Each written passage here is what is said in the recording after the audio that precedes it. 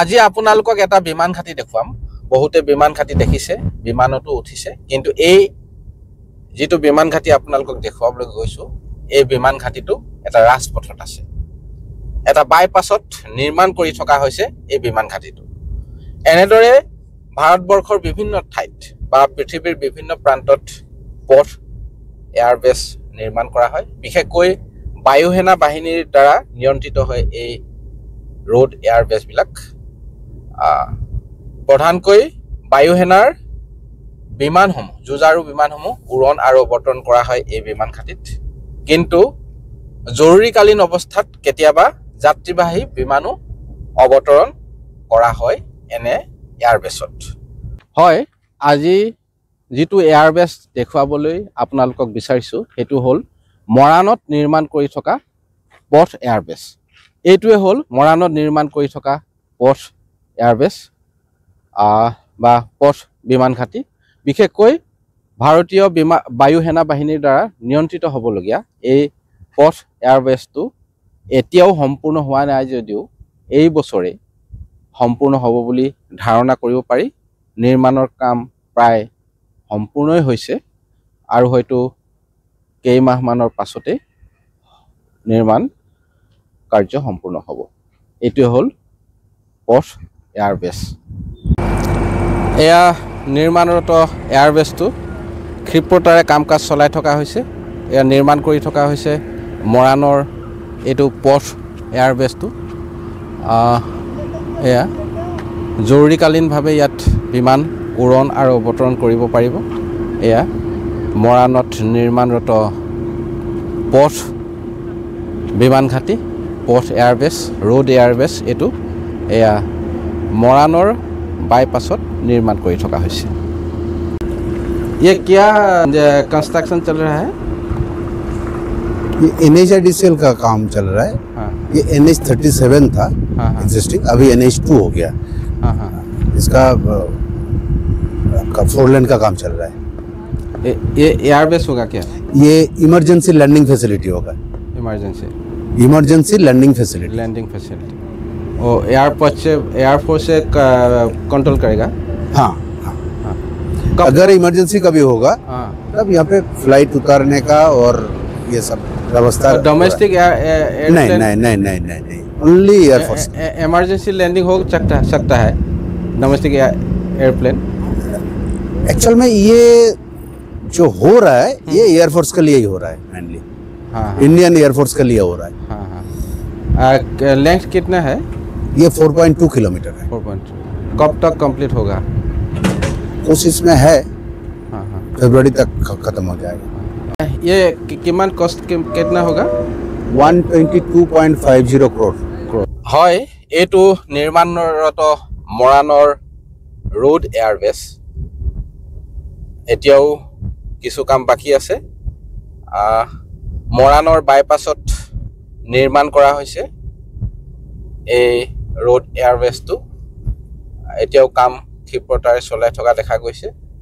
আপোনাৰ ঘৰ ইয়াতে হয় হয় ইয়াতে এটো কি হৈ আছে জানে না এটো আপোনাৰ প্ৰথমেটো হৈছিল 4 লেন হয় 4 লেনৰ পাছত আকৌ এটো আমাৰ ইমাৰ্জেন্সি ল্যান্ডিংৰ কাৰণে এটো এতিয়া ৰানৱে হৈ আছে ৰানৱে হয়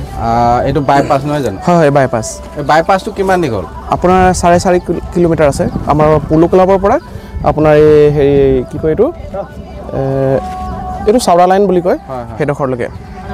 তাহলে 4.5 কিলোমিটাৰ এয়াৰবেছটো হ'ব এয়াৰবেছ হ'ব আৰু দুইফালে আপোনাৰ ফেন্সিং গাৰ্ড দিয়া হ'ব হেতু টোটালি এটো বন্ধ হ'ব এফালে যান-বাহন সাধাৰণ যান-বাহন চলাচল কৰিব নোৱাৰিব সেইখিনি পাৰিব কিন্তু বাহিৰৰ পৰা কোনো প্ৰটেকচন দিয়া আছে চাৰিওফালে হয় আপোনাৰ তাতে গেট এখন পৰিব আৰু আগতে এখন গেট পৰিব হেতু কমপ্লিট এটা দায়িত্বত আছে নেকি আপুনি কিবা দায়িত্বত মানে এনে কাম চোৱাচিতা কৰি আছো হয় হয় এই বছৰ হ'ল বাৰু এতিয়ালৈকে নিৰ্মাণ কৰা এটো আপোনাৰটো 2014 ত হৈছিল গোটে হেইটো তাৰপিছত কামটো আপোনাৰ 14 পৰা 4 লেনৰ হৈছিল তাৰপা আপোনাৰ এটো 2 বছৰ হৈছে আপোনাৰ এয়াৰবেছৰ কাৰণে এটা কাম কৰি আছে এটো ভাৰতীয় বায়ুসেনা বাহিনীৰ দ্বাৰা নিয়ন্ত্ৰণ হ'ব হয় হয় হয় গোটেইখিনি কেতিয়াবা ৰাস্তাটো বন্ধ কৰি দিব নেকি হেতু আপোনাৰ ইমাৰ্জেন্সি যেতিয়া ল্যান্ডিং হ'ব হেতু সময়ত আপোনাৰ এটো টোটালি বন্ধ কৰা হ'ব দুইফালে গেট পৰিব হয় আৰু এটো বস্তুটো গোটেইটো কমপ্লিট খালি কৰি দিয়া হ'ব আৰু তেতিয়া বাহন বিলাক কোন ফালে দি যাব বাহনৰ এতিয়ালৈকে আপোনাৰ ৰাস্তা এখন আপোনাৰ এটো তৰাজান হয় সেইটো ৰাস্তা আপোনাৰ খোলা থাকিব সেইটো গৈ আপোনাৰ একেবাৰে বেদবাৰী হৈ চেপনত ওলাব পাৰিব সেইটো এটা বিকল্প পথ নিৰ্মাণ কৰি থকা হৈছে নহয় জানো আছে প্ৰধানতঃ এইটোৱে হ'ব বাইপাছ এইটো চলি থাকিব কেতিয়াবা জৰুৰীকালীন অৱস্থাত বন্ধ কৰি সেইটো বন্ধ কৰা সিহঁতে বিকল্পটো থৈছে কিমান দীঘল কৰিছে এয়াৰবেছটো ক'লে আপোনাৰ তাৰ পৰা খটখটিৰ পৰা 4.5 কিলোমিটাৰ হ'ব 4.5 মুঠতে এইটো বাইপাছটো কিমান দীঘল হ'ব 10 কিলোমিটাৰ হ'ব তিলৈলৈকে হৈ যাব তিলৈলৈকে সেইটো কোৱা কি কয় সেইটো চাইডে এইটো পলো ক্লাবটো তিলৈ এই এয়াৰবেছটো কোন প্ৰতিষ্ঠানে নিৰ্মাণ কৰি আছে বাৰু কনষ্ট্ৰাকশ্যনটো কাৰ দ্বাৰা হৈছে জানে নেকি এইটোতো এতিয়া বৰ্তমান এইটো বাহিৰৰ হয় মোহনলাল জেনে সেইজনে কন্ট্ৰেক্টৰ সেইটো তাৰ আণ্ডাৰতে কামবিলাক চলি আছে কিমান টকাৰ এইটো জানে নেকি এইটো মোটামুটি ইমানখিনি গম নাপাওঁ এনে আমি শুনিছিলোঁ 600 কোটি মান হ'ব নেকি এই কেতিয়ালৈকে কমপ্লিট হ'ব পাৰে এইটো আপোনাৰ এইটো মাৰ্চ লাষ্টৰলৈকে সেই কমপ্লিট দিব লাগে মানে দিব লাগে এতিয়া বায়ু সেনা বাহিনীৰ কোনোবা থাকে নেকি সিকিউৰিটি থাকে নাই সিহঁতে মাজে মাজে আহে সিহঁতৰ মানুহখিনি আহে চাই মেলি আকৌ গুচি যায়গৈ ফটোশ্বটো কৰি মেলি সিহঁতি যায়গৈ মাৰ্চত হ'ব লাগে ন মাৰ্চত একচুৱেলি কমপ্লিট কৰিব লাগে মানে কোনে অপেনিং কৰিব জানে নেকি সেইটো আমাৰ ভাৰতৰ প্ৰধানমন্ত্ৰী অহা কথা আছে নৰেন্দ্ৰ মোদী মাৰ্চত হ'ব লাগে কিন্তু মোটামুটি নহ'ব পাৰে অকণমান ইফাল থাকি যাব পাৰে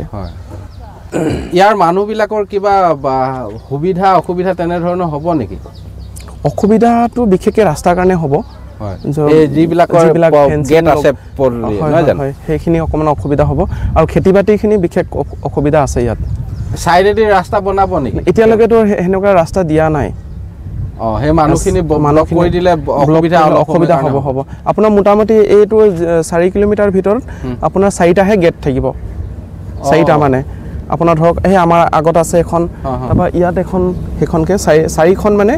অহা যোৱা মানুহৰ কাৰণে ৰাস্তা থাকিব বাকীখিনি গোটেই টোটেলি বন্ধ কৰা হ'ব তেনেহ'লে তেওঁলোকৰতো বিকল্প পথ এটা লাগিব বনাব নেকি এতিয়ালৈকেতো আমিতো গম পোৱা নাই বনাব বুলি এয়াৰফ'ৰ্চৰ সেনাবিলাক থাকিবৰ কাৰণে তেওঁলোকৰ কেম্প বনাইছে নেকি হয় কেম্পৰ কাৰণে অলৰেডি মাটি সিহঁতৰ হেৰি হ'ল ছাৰ্ভে কৰা হৈছে আপোনাৰ এজেগা দুজেগা 3 জেগাত সিহঁতৰ 4 বিঘাকৈ ছাইডত আকৌ নতুনকৈ সিহঁতৰ হেৰি ছাৰ্ভে কৰা হৈছে মাটিৰ কাৰণে লোৱা হ'ব সেই কেম্পৰ কাৰণে আৰু আপোনাৰ মাজতে অকণমান সেইডোখৰত আপোনাৰ 6 বিঘামান মাটি লোৱা হৈছে সিহঁতৰ ট্ৰেফিক টাৱাৰ এখন বহিব সেইটো কাৰণে অকণমান ডাঙৰকৈ জেগা লৈছে 3 জেগাত ল'ব আপোনাৰ সেইটো মূৰত এজেগা আকৌ সিটো মূৰত আৰু মাজত এটা 3 জেগাত মাটি লোৱা হৈছে লোৱা মানে সিহঁতৰ ছাৰ্ভে হৈ গ'ল ডমেষ্টিক এৰোপ্লেনো ইয়াত অৱতৰণ কৰিব নেকি জৰুৰীকালীন অৱস্থা হয় জৰুৰীকালীন যাত্ৰীবাহী বিমান হয় সেইটো সিহঁতৰ সুবিধাটো থ'ব সিহঁতৰ সুবিধাটো থৈছে সেইটো সেইটো সুবিধাটো আছে বিশেষকৈ বহিৰাষ্ট্ৰ চাইনা আদিকে কৰি দেশৰ লগত ফেৰ মাৰিবৰ কাৰণে এইটো প্ৰস্তুত কৰা হৈছে যুদ্ধৰ কাৰণে বিশেষ সেইটো কাৰণে হয় ফাইটাৰ প্লেনৰ কাৰণে সুবিধাটো ইয়াত কৰা হৈছে হয় ক্ষিপ্ৰতাৰে এই বাইপাছটো নিৰ্মাণ কৰি থকা হৈছে আৰু এই বাইপাছটোতে এটা এয়াৰবেছ নিৰ্মাণ কৰা হৈছে আৰু এইটোৱে হ'ল মৰাণত নিৰ্মাণ কৰি থকা এটা এয়াৰবেছ জৰুৰীকালীনভাৱে বিমান অৱতৰণ আৰু উৰণ কৰিব পৰা ব্যৱস্থা এই এয়াৰবেছটোত কৰা হৈছে আৰু ভাৰতৰ বায়ু সেনা বাহিনীৰ দ্বাৰা নিয়ন্ত্ৰণ কৰিবলগীয়া এই এয়াৰবেছটো মাৰ্চ মাহতে সম্পূৰ্ণ হোৱাৰ কথা